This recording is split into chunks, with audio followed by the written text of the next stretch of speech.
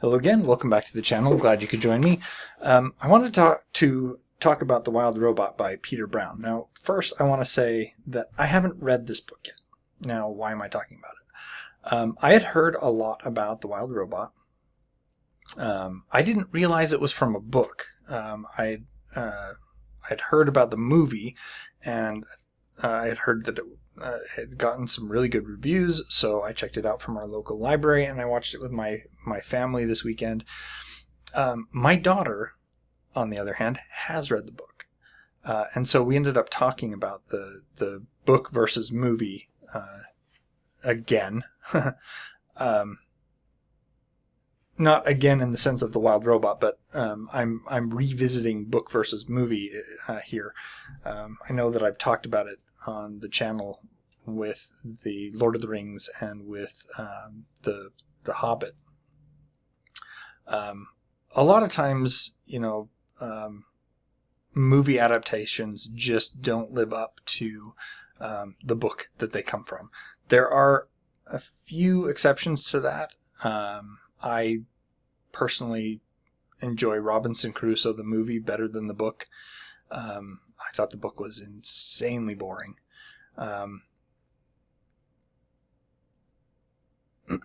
But that was back when authors were paid by the word, and so they intentionally inflated their, maybe inflated is a strong word, but padded what they were writing. And so a lot of times you got just garbage and that went on and on for pages. I'm pretty sure that's why Moby Dick is as long as it is. This is not because it needed to be that long, but because Melville was being paid by the word, and so he put every single word he could think of into that book so that he could get paid more. Anyway, that being said, I really did enjoy the movie. I thought it was really good. I liked the characters. I liked the art. I liked the voice actors. The story was really endearing, and they really did a good job with the animation as it is. How it compares to the book, my daughter and we ended up talking about this for quite a bit, and I realized that I've rubbed off on my daughter maybe more than she would appreciate, because she kind of has the same feeling that I have with book to movie adaptations, that they're not that great. And when we were watching The Wild Robot, she was constantly saying, that didn't happen, or where's this character? Because she had read the book prior to watching the movie. That being said, the premise is that you have this, it's set in the future. You have a robot that's being transported from point A to point B, and during transportation, it ends up on this island and being activated. Now, there's no people around. The robot ends up trying to call home for a pickup, but gets interrupted and ends up kind of sitting down on the island and learning to communicate with the animals around it. The robot goes by Roz. That's its designation, Roz, and then a bunch of numbers. And what ends up happening is that Roz on this island, as I said, learns to communicate with the animals, and because of an accident, ends up adopting a goose that she later names Brightbill. And I say she because she's kind of she has a feminine voice. She becomes a mother figure, and so we're going to go with she. Roz ends up raising this goose, as I said, as its surrogate mother, and when it comes time to let go for Brightbill to leave the nest, she makes sure that he knows how to fly and all that other stuff so that he can leave, and she then decides that when that happens, she will go back to the robotics place. Now, she has a lot of other interactions with the animals because she doesn't know how to care for a goose, and the other animals on the island end up teaching her, or she observes them, or whatever the case may be, so that she then passes lessons on to Bright Bill, and she becomes very attached to Bright Bill. Anyway, that being said, as I said, I very much enjoyed the movie. I probably would enjoy the book quite a bit more, if my daughter's kind of reaction is anything to go by. Some of the differences, there's always a question of what do you need to cut or modify when you're adapting from one medium to another. And with books, you often have way more material than you can put in a movie, and still have the movie be a good screen time length.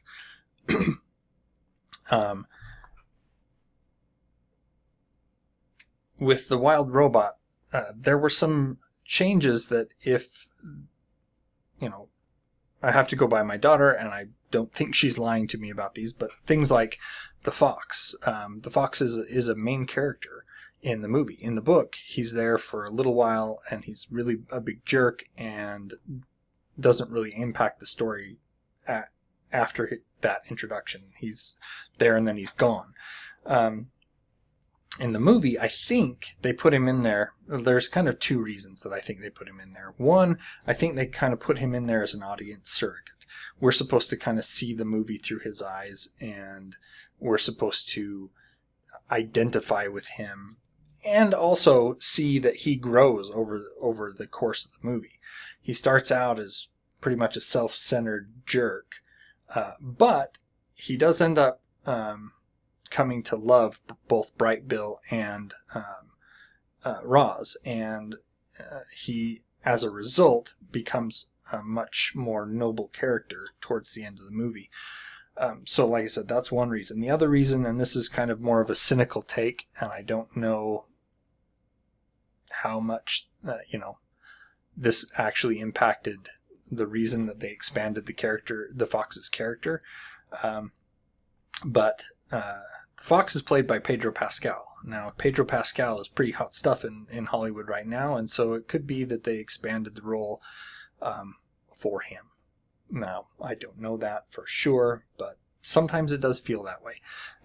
The other thing is that Bright Bill is characterized as a runt in the movie, and I don't really know how that goes in the bird world. I didn't really realize there were runts in the bird world. I do know that with litters of cats and dogs, that a lot of times there is one that is significantly smaller than its litter mates. Now, just doing a quick search, I noticed, or I found out that if you take care of that runt properly and give it proper nutrition, it can catch up with its litter mates. That being said, Bright Bill is, and even with puppies and kittens, that they sometimes do remain smaller, but they can get close to their litter mates. Anyway, with Bright Bill in the book, he's not a runt. In the movie, he is, and it doesn't make sense that they always characterize him as much smaller than the other geese when with Roz watching over him and making sure he's eating and being taken care of, he could easily bridge that gap and grow to be the correct size. Now, I do know that Hollywood doesn't always take into account actual biology. One of the other things is in the movie they create a training montage for Bright Bill to learn to fly, And my daughter was kind of upset with that because she said in the book he learned to fly pretty quickly and he was a really good flyer. But in the movie, they put in the training montage. Now, the training montage would not have worked in a book, but in the movie, it worked really well. It further characterized Bright Bill as someone with resilience, with grit, determination, and it showed the support that he was getting from both Roz and the fox. I apologize, I can't remember the fox's name off the top of my head. But they invented whole cloth a character for the movie for this particular sequence. There's a falcon, I think is what it is, named Thunderbolt. And to teach Bright Bill to fly, they get Thunderbolt as his teacher because geese and falcons fly so similarly. It makes no sense to have a falcon teach a goose to fly. Their wings are completely different. Their tails are completely different. They fly completely different. But the geese are such jerks in the movie that they try to kill Bright Bill the moment they meet him. Yeah, it's pretty dark in places. So, that being said, I enjoyed the movie, and I probably would enjoy the book too. I think I will end up reading it at some point. I believe my daughter has it, and I can always borrow it from her. But if you have read the book, you may not like the movie as much as I did. I liked it. My kids who hadn't watched or who hadn't read the book liked it much more than my daughter who had read the book. She did like it. She just had some, in my mind, legitimate criticisms. There doesn't seem to... I don't know why, when you actually have characters in the book that you could use in the movie to fill certain roles, like a teacher for Bright Bill. They could have gotten one of the geese from the book that just happened to not be such a jerk as the other ones. But I do realize that they do need to do some of that. They do need to do some cutting and editing to make it so that it will fit in the new medium. But I can't say that I always understand the motives behind it when there are ways to do that, but still remain a little bit more true to the source material. I think that they were the showrunners for the Rings of Power. They always said that whenever there was something in question, that they would go back to the books. That was an obvious lie if you've watched the Rings of Power. They did not go back from the books. They invented stuff out of whole cloth without consulting anything but their own minds. I think that should be your go-to, though, that you should go back to the book every single time. If there is a question, if there is anything that's like, how should we do this? Be true to the source material. Every single time, be true to the source material. That's the best thing you can do for yourself, for your story, and for your fans. Anyway, that's it for today. Let me know if you've read the book, seen the movie, what you think of The Wild Robot. Like, share, subscribe, put the bell on so you get notifications, and until next time, enjoy what you're reading.